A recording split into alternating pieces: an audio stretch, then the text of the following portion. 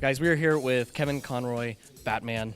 And Kevin, when you first got to work on Batman 27 years ago, could you have any way anticipated the cultural effect that this show was going to have? I had no idea where this was going to go. You know, you get a job, and it's a job. You book a job. It was an acting gig, you know, and they buy shows in blocks. So the original order may have been for 10 episodes, then they may have done 15 episodes. But you never know more than those ones that you've ordered. No one could have. All we did was what we thought was our best work. And we were bringing what we thought the audience would like to see. And I think what we did was we made a cartoon that we wanted to see and hoped that other people did too, and come to find out they did. I just think that the minute I saw the art and the scripts and the stories, I knew there was something really special there, and I myself gravitate towards a more darker version of Batman, a more realistic approach, and this really felt like real, like you were sort of brought the comic books to life, and you were in these incredible moments with these beautiful actors and amazing stories, and I just think it holds up.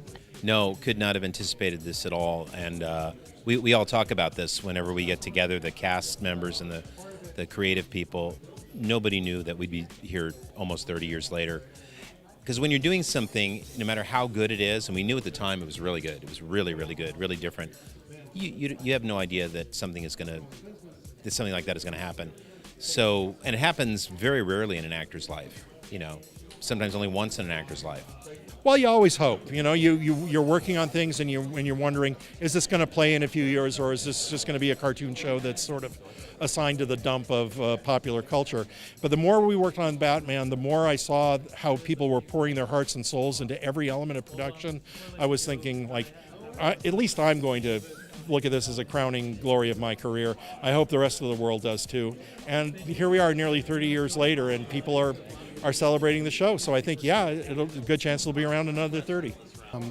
Never could have guessed, didn't know in the middle, didn't know in the end until so many years later, and then you realize, wow, I was really part of that, and what a great experience. I didn't know that one season would lead to a second season or a third season or the fifth season, or then go on to Batman and Robin, and then the Justice League, and then Batman Beyond, and then the Arkham games. You know, it's just, it evolved over time, and there was no way to anticipate that was going to happen, and that it would resonate with the audience the way it did. The character is such an epic character, and he resonates with people so much. There was no way of anticipating that, for me anyway. But then you look back and you think, my God, I've created this legacy of work, you know? But as you're doing it, you're just working. You know, it's one day at a time. It doesn't surprise me that people still love it, because it's the most authentic piece of Batman animation, I think, ever. Once those first 13 episodes come out and people see it, it's easy to call an agent and say, we'd like to have so-and-so actor come and play with us on the Batman series. Oh, everybody's talking about that. My kids are watching that show. I've been watching that show. Yes, absolutely. I'll talk to my client about it. So it was an easy show to cast because people wanted to come and play on it. For the same reason that people like a really good comic book, there's a backstory and there's a psychology to the people in it. So many things are one-dimensional nowadays. Not this show.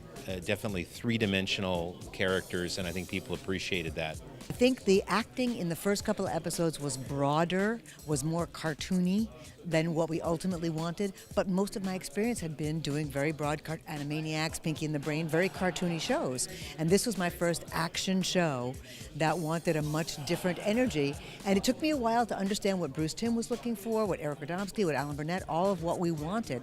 And so if I, in hindsight, I would have maybe directed the first episodes a little bit more contained, a little less broad, but it gave us room to grow, and I'm happy to have done that. I knew, and I knew for a decade, because I wrote a Batman pilot 10 years before. I knew that there was a thirst out there for an animated show that was serious, that adults could enjoy as well as kids. I just knew that there was room for a superhero show like that. So I really wasn't surprised that it did well, but it did better than I thought it would ever do. And I'm very happy with it.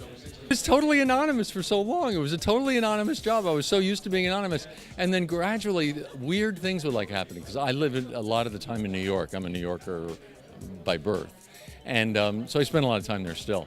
And I was crossing Broadway, and this cop car does his lights and sirens and pulls me over, and I thought, am I going to get a jaywalking ticket in New York? Seriously? No one gets jaywalking tickets. This is unbelievable. And then I hear over the loudspeaker, Batman, pull over. And then the cops, they pull down the window, they go, we want a picture with Kevin Conroy.